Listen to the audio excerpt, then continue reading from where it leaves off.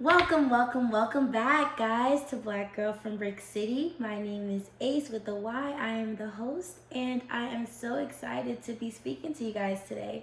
I hope you had a blessed and productive week. If you heard my last episode, you will remember that I said that I was starting to leave things for the last minute, but I'm very excited to say it is now, Saturday, and I am getting ahead of things. So, when you set a goal for yourself, just do it. Ghetto snaps to me. you guys, so much going on in the world, and it actually brought about my topic for today. We're going through a lot of crazy times, whether it be the shot, whether it be, people just losing their minds, the things that we've always faced, but a little bit more extreme. So I thought it would be important to talk about a topic that I don't really hear a lot about. And today's topic is stop ignoring your pain. Stop ignoring your pain. Whether it be physical, emotional, mental pain, stop ignoring your pain and stop downplaying your pain. Women, especially Black women, we have a tendency to take on more than we should in all aspects of life. And not, when I say more, I'm not saying responsibility. I'm not saying more goals. I'm saying more pain. And I don't know. I feel like, and I can only speak for myself, but I feel as though as Black women, we almost feel like pain just comes with us. Maybe we've grown, maybe we were raised in a certain environment where we witnessed a lot of pain, we witnessed a lot of women go through pain. Or sometimes I remember just telling myself, Yahweh gives his strongest battles to his strongest soldiers. So I would take on others' pain, other people's pain, and I would just take on things that maybe God wasn't even giving me, okay? And I would take it on as my own. And I really did some research, you guys, because I just want to talk to you about this topic. A lot of the times, we want to be that superwoman. We want to be that pillar. We want to be that girl that can do it all. She can work. She can be a mom. She can go to a photo shoot, then she could turn around and cook dinner, then she can go around and try, we want to do it all, but a lot of the times we have to acknowledge and really become more self-aware. Are you ignoring your pain? Ask yourself that as we go along through the episode. There was a point in time where, yes, I did ignore my pain. And we'll get more into what types of pain we're talking about. But for the most part, we're going to focus on physical, mental, and emotional pain. When it comes to physical pain, I've witnessed a lot of women in my life ignore their pain. And I don't know. I feel as though when it comes to physical pain, there is no way you should downplay it. There is no way that you should say, it'll go away. Because most physical pain starts from something. Whether it be your ankle, whether it be headaches, chronic headaches. There is a point in time where you should stop being that superwoman and go seek professional help, or go seek a doctor, or go seek some type of help. Now, honestly, I did some research, and everyone should know this, but I kind of knew this, but I didn't know exactly where it stemmed from. So there was a study by a physician. His name was Thomas Hamilton, back in the 19th century. And when it came to Black people, he believed that Black people's skin went deeper than white people's skin. And when I was reading that, I was like, what? There was a lot of times that white people, they felt as though Black people, we endure more pain. We're able to tolerate more pain. And I'm pretty sure it stemmed from us being slaves and us being able to work in the hot sun for hours and hours at a time. us being able to get whipped and all types of abuse and still smile and sing. And you know, as crazy as it may sound, that type of trauma has traveled throughout time, literally throughout time.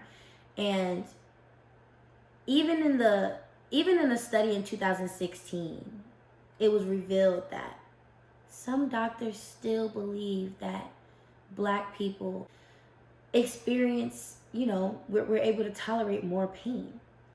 And I remember reading on this other study as well that Black patients are actually less likely to be prescribed medicine for their illness or for their pain, of course, more than the white person. So a Black person can't go into a doctor's office and say, hey, I have back pain. Can I have some perks? You know what I'm saying?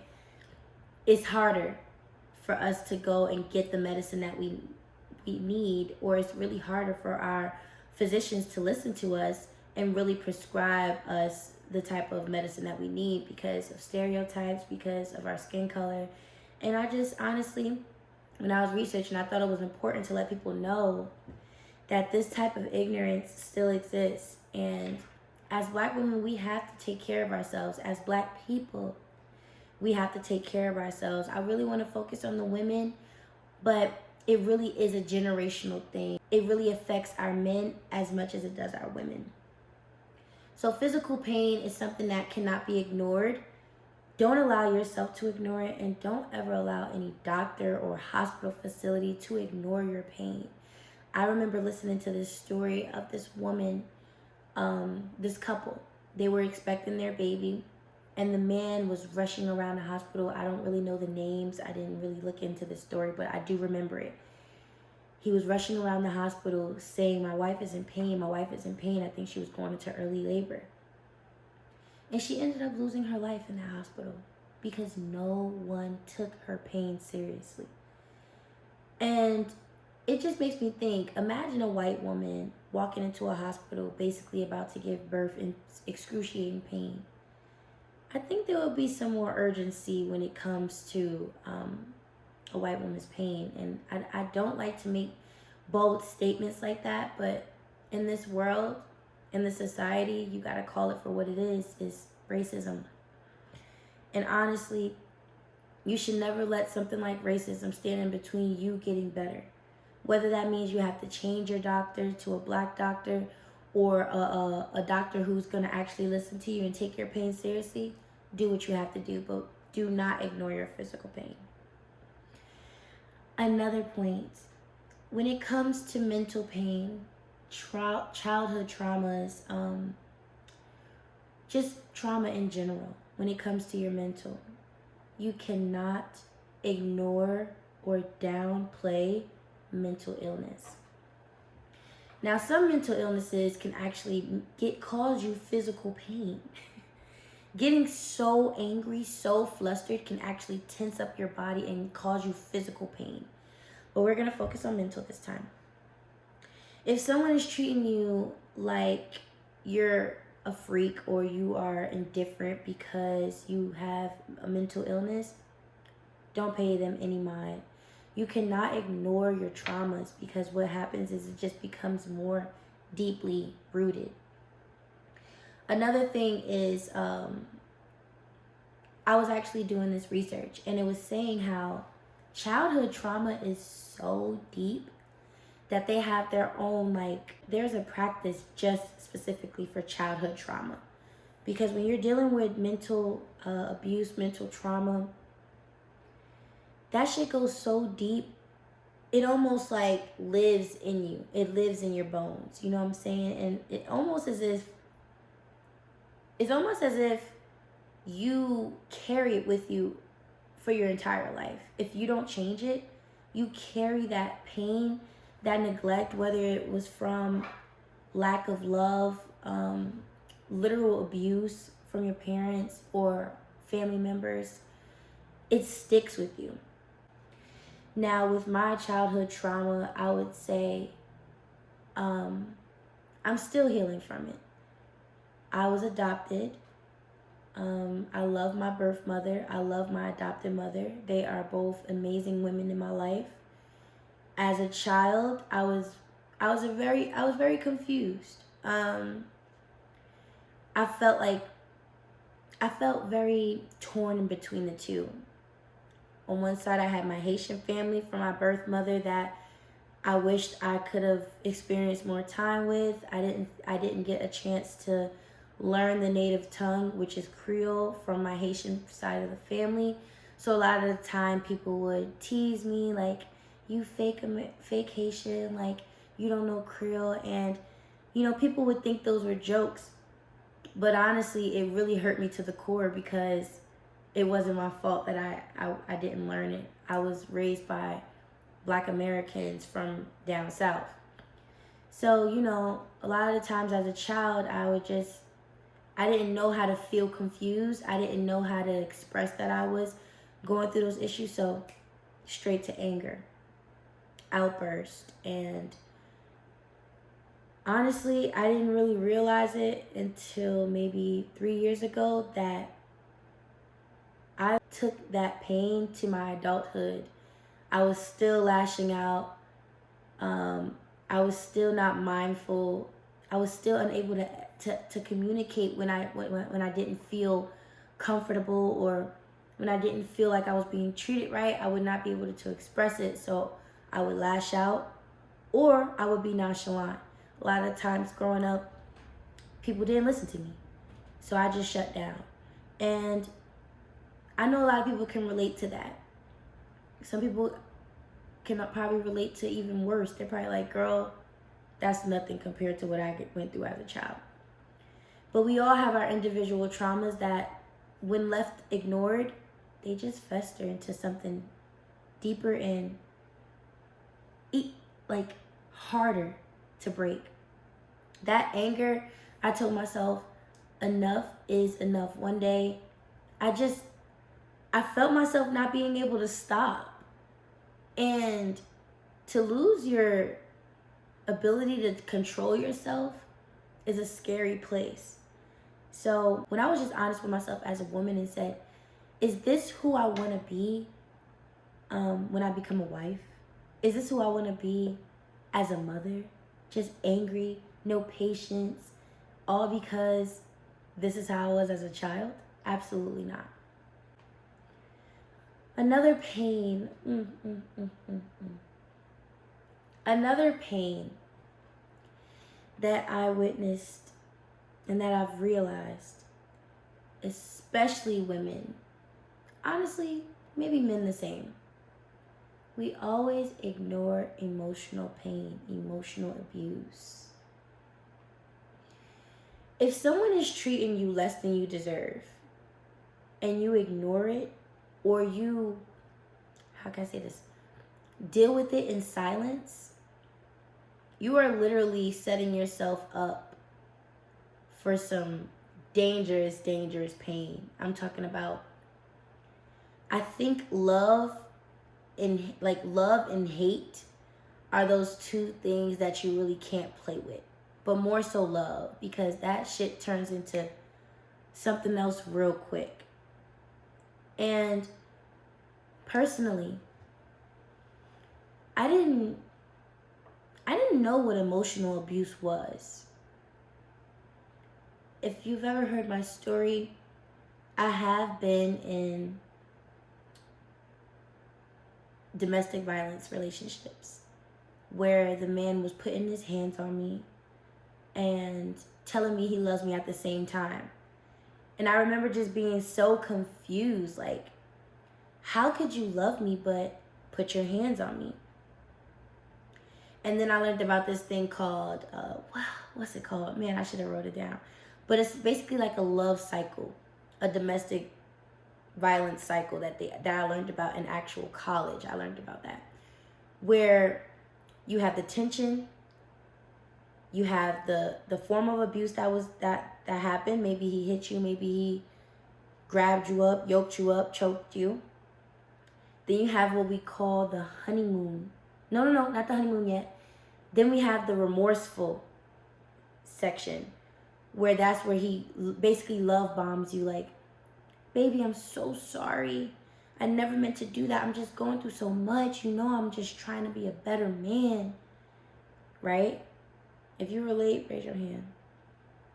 If you don't want to raise your hand because you don't want nobody to know, it's alright, just nod your head. I could laugh now, but it's really not a funny topic.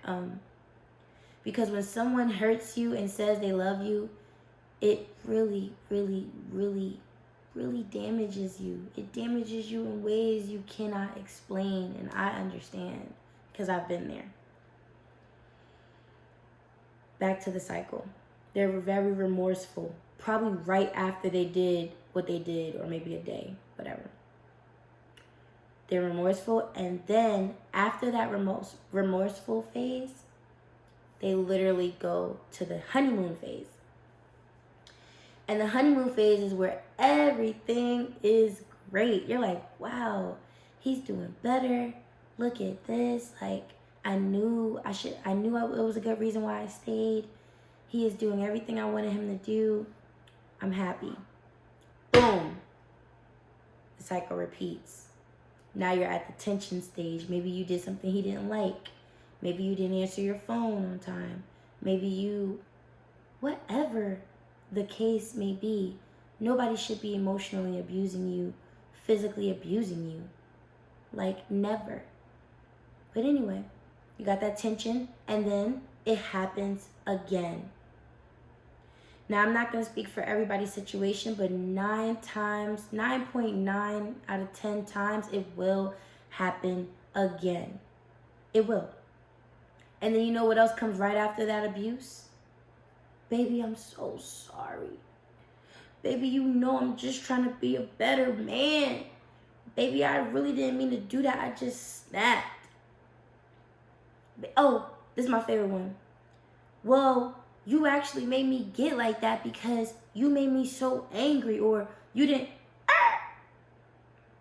There is no reason why somebody should be putting their hands on you, disrespecting you, calling you out of your name. And I'm speaking to myself because, we like to think that we're smarter than that. We like to think that we're better than that. We like to think like nobody can cause us pain emotionally. I know who I am as a woman.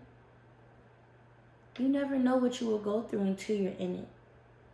So I try to be very, very understanding and empathetic when I have a friend or a family member that's in a relationship that's toxic, because I was there.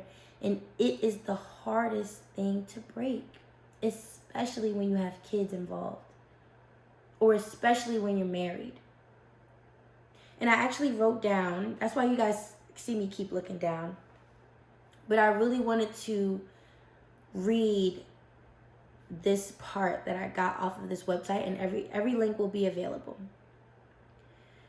But me sharing my story, I wish I would have read this earlier. Because I allowed so many men to play with me. And even the times when the man I was with wasn't physically abusive, he was emotionally abusive. And, sometimes we don't think about what is emotional abuse. How about something's telling me to go deeper into this topic, because so many of our women are suffering emotional abuse from these immature, insecure clowns with crowns, bums. You know what I'm saying? Just nothing going for them. No type of awareness to who he is as a man. So he's trying to suck and drain every single part of you out. And there's been times where I've left certain relationships not even recognizing who I was anymore. Not even knowing what I like to do anymore. This stuff is deep. And if you haven't been in these certain situations, you cannot judge, you cannot speak on. You just don't understand. And I'm glad that you have never been in something like that. But a lot of times women put other women down for staying, but But you have no idea what it feels like to be in that cycle of emotional abuse. It is literally a ride, a roller coaster of pain until you hop your ass off. So I say that to say this. I'm going to read some of the things that this website called Healthline deems emotional abuse. And if anything sounds familiar that you're going through in your relationship, just really think about it. And another thing, think about if you do this to your partner as well. Because here at Black Girl from Brick City, we like to self-reflect. And we like to not put the blame on others for what we went through. There is a point in time where you acknowledge what you actually allowed, what you tolerated, and why. That's another topic. Here's the thing. They name call you. As soon as they're upset, you're okay? They're always assassinating your character. Yelling at you. You don't got to yell to get your point across, okay? Public embarrassment. Picking fights in public is a no-no. I was in a relationship one time and dude loved yelling at me in public. Private too, but just like, damn, at least people fake it in public sometimes. Am I right? Anyway, sarcasm. Now, sarcasm is subtle because some people just have that personality that's just sarcastic. But you know when it's like, what do you mean by that? Like, oh yeah, babe, your hair looks real nice. What you mean by that?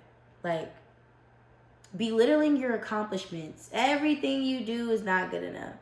Even if you won a goddamn Grammy, they're going to be like, they probably were just giving those out. That's not love, yo. It's not cute. It's not funny, especially if you're not in high school. High schoolers talk to each other like that in relationships. You a grown-ass man over your 30s and you're talking to your woman like that? Anyway. Or you're a grown-ass woman in your 30s and you talking to your man like that? He do an accomplishment and you're belittling him? It's all emotional abuse. I'm going to keep going down the list though because somebody needs to hear what this is. Controlling and shaming you. Always making threats about leaving. Oh my goodness. Monitoring your whereabouts. If you don't answer the phone, you're an unloyal hoe and you're with the next guy. Even if you could be at work. Even if they know you're at work. You don't answer your phone, you don't text back in a 5-minute span. She's bugging on you. She's cursing you out. He popping up to where you at. Y'all would never believe. I was dealing with this very insecure man. And to make him feel secure and safe, I shared my location with him, right? Now, all of our iPhone users, because we're Team iPhone over here, y'all know that sometimes when you do the share your location, it's not quite accurate, but it's more so in the area. This man was really looking at my location. I'm getting my nails done. He's like, oh, mind you, my phone died. So I think when your phone dies, that shit could move wherever or whatever because it can't find it. He goes, you ain't even getting your nails done because your location keep moving. Yeah, I saw it. So now I turn my phone on. I'm like, what the? Yo, I FaceTime him. I'm literally getting my nails done. Showed him and everything. Nah, I don't want to hear that. When you're dealing with foolishness like that, girl, let it go. Let it go. I don't know how else to say it. I don't know I wish I could speak another language. See, that's why God didn't allow me to learn Creole, because I would have told y'all in Creole, like, let it go. Lagem. I hope that's how you said it. But things like that don't change. And I'm just looking back at myself like, wow, like I was enabling him to be even more insecure by sharing my location. You need to trust me or don't be with me. Anyway, always lecturing you about what you're doing wrong. outbursts, treating you like a child, pretending to be helpless. So if you're living with your man or you're living with your woman and you're asking them to do simple things, hey babe, can you help me with the laundry? You do the laundry best. I don't know how to do that.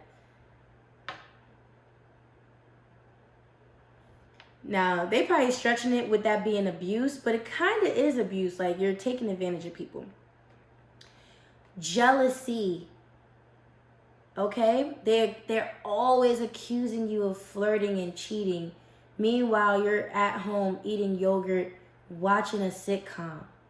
Can you believe? Always turning the tables. I'm going to do a couple more, but always turning the tables. Now, this is important.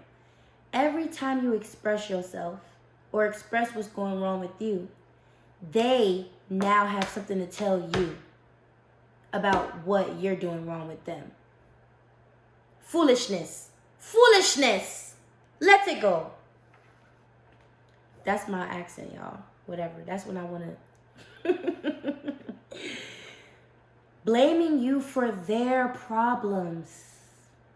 My God, my God. Blaming you for their problems. You're the reason why I'm insecure. You're the reason why I'm always angry. You're the reason why I can't afford... What? I'm the reason... No. You're the reason why you're insecure. You got some self-work to do with your self-esteem. You're the reason why you're always angry. You don't know how to properly communicate your difficult emotions. Like, this is what I say. This is what I say in those situations when people try to put their problems on me. I say, listen, that sounds like a personal problem, which has nothing to do with me. And I will not allow you to place the blame on me for your issues. And that is my personal boundary. And if you can see it by the way I'm nodding my head, that's exactly how I say that shit. I say, excuse me? No. Your problem is your problem. I don't care if we're married. If you have a problem like that, you need to seek help. You ain't blaming me for that, because that's just easy. That's a scapegoat. Oh yeah, I'm not really insecure. She just made me insecure.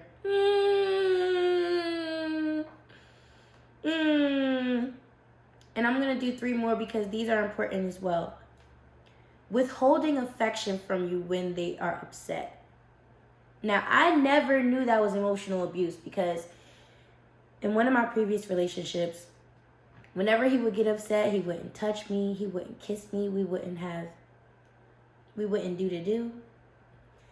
And he used to tell me, oh, baby, I just don't get excited in the wintertime, or it's the weather.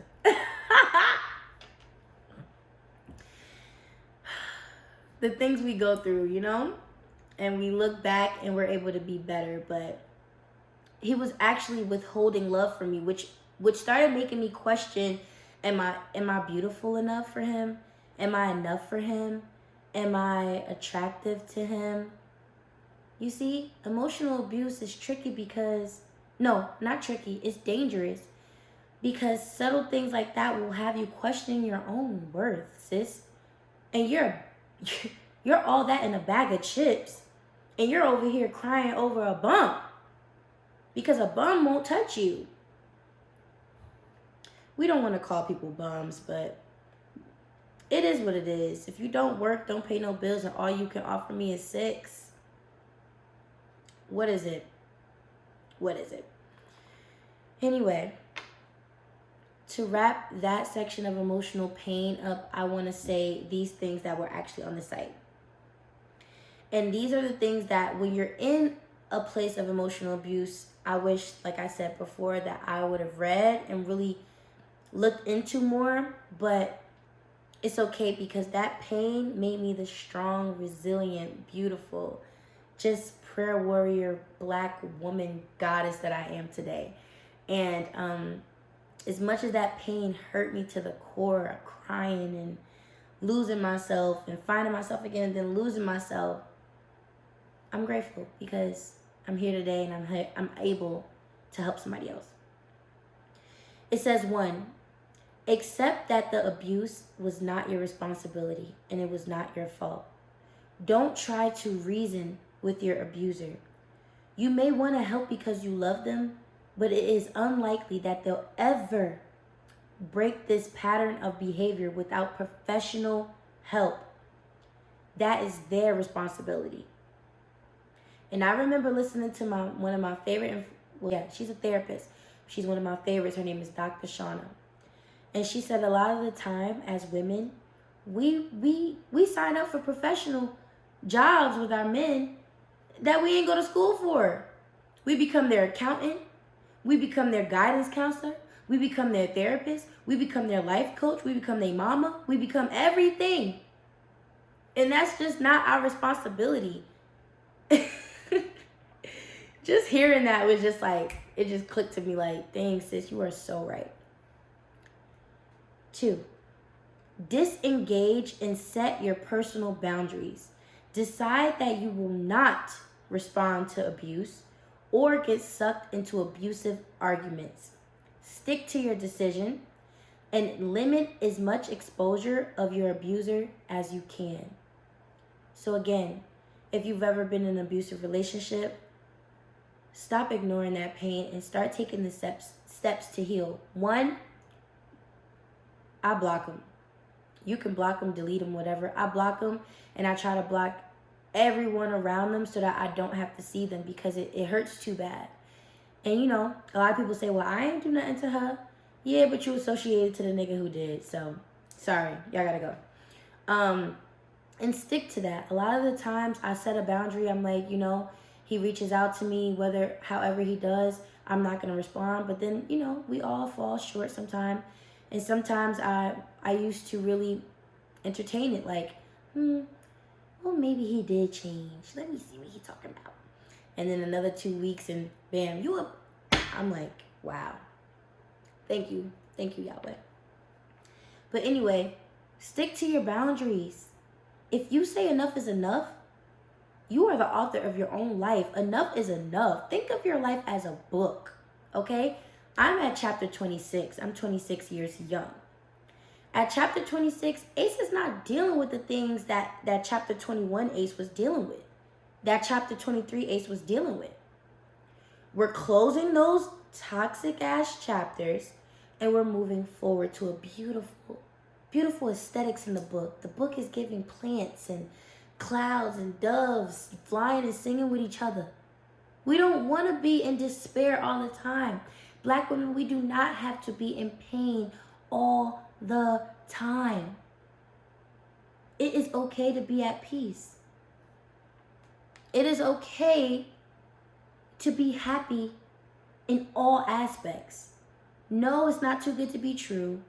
No, it's not a fairy tale. It is very realistic because you create that. You create that environment. You. It's not your partner ruining everything. It's not the kids ruining everything. What are you doing inside to make that bliss a reality? So that was all my research points, but I wanted to really speak from the heart and say, when you ignore your pain, you literally, I'm sorry, I just want to make sure this is still recording. Okay, great.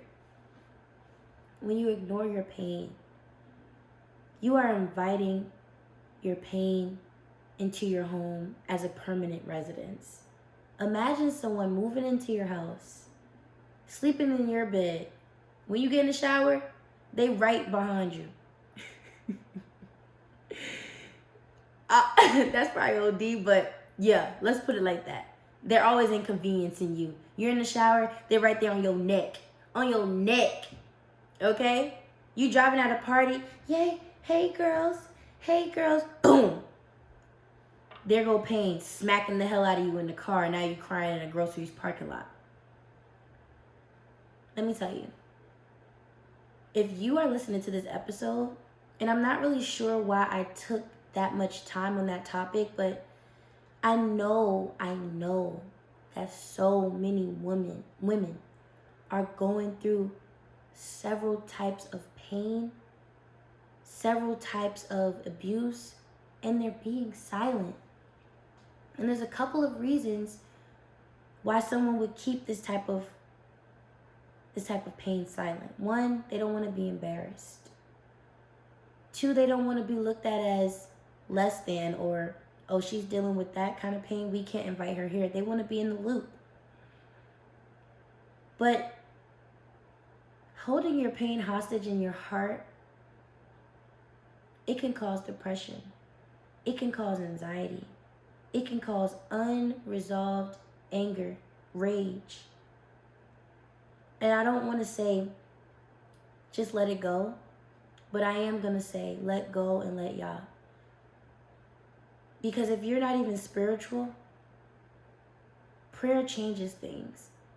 And maybe you should think about being a little bit more spiritual and meditating and praying. If you're dealing with chronic pain or chronic abuse or childhood trauma, these are things that sometimes only God can heal you from. Sometimes only getting on your knees and praying to Yahweh can stop the cycle, can break the cycle. I know that Yahweh has saved me from a lot of situations just because I prayed on my knees, crying to God. Help me. I can no longer do this on my own. I can no longer tolerate this man on my own. I love him too much to leave. Give me the strength, Yahweh. I love him too much to see just how bad his flaws are. Give me the strength, Yahweh. And what happens? Every single time, God brings me out with his grace. He brings me out with his grace because God doesn't want to see us in pain. Yes, he allows the devil to put us through certain tests, but that's only to bring us closer to him. So that he can bless you with what you need. So that he can give you what you're asking for. But sometimes we pray to get out of pain just to cause other people pain. You can't pray to Yahweh, please take this pain away, but you're the person inflicting pain on others. Because guess what? Hurt people hurt people. So as long as you're moving and you're living and you're comfortable and you're hurt, you will continue to sabotage every good thing in your life. You will continue to unknowingly, probably on purpose, break people's hearts, disappoint people, make them never want to talk to you again, let them down. Man, this topic was really deep on me because one thing about my life, I've always prided myself being a happy person, but I have not been in a lot of happy situations. And I was always silent. I was always silent because, one, I didn't want to embarrass the person that I once loved. I didn't want to tell people, hey, he was very abusive. He was very aggressive. And now that I see, especially on social media, when people come out with pain, like I remember Kanye West came out saying he had mental health issues. He was going through bipolar disorder, I think. I hope I'm correct. And people laughed at him. Just because they could. They just laughed at him. So I'm pretty sure that probably made him want to be silent. Or in my case, I didn't want to tell people that, my relationship ended because he put his hands on me, or I was this, I was that. I even had somebody tell me, I actually spoke up about the emotional pain. And one of my friends at the time downplayed my pain and was like, girl, I've been through worse. My man did this to me and I'm still with him. So you'll be fine. Y'all get through it. Stop it. Stop it. Stop it. No. I will not get through it. I will not just tolerate this pain. Just because I'm a strong black woman doesn't mean I'm a punching bag for traumatized men. It's not happening. No longer are we just letting things flow. It's not happening. We can talk about physical pain. I remember in high school, I ran track. And there was one meet where I literally, well, not even track, girl. My crazy ass went and did cross country. I am an asthmatic, okay? I got bronchitis. I ain't got time for that. But I did it anyway because it was a challenge, and I love challenges. And I remember during the cross country meet, I was the last runner. It was me and this girl, and we could have won the game, but I slowed down. Like, I couldn't breathe. I just couldn't breathe. Like, so I'm telling everybody on the bus, they looking down on me like, pathetic, Ashley. How dare And I could have did like Michael Jordan and just, the flu game, and bitch, I couldn't breathe.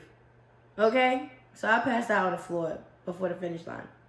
And I remember my coach telling me, that asthma is in your mind. That asthma is in your mind. You need to just ignore it and keep pushing. The asthma is in my what?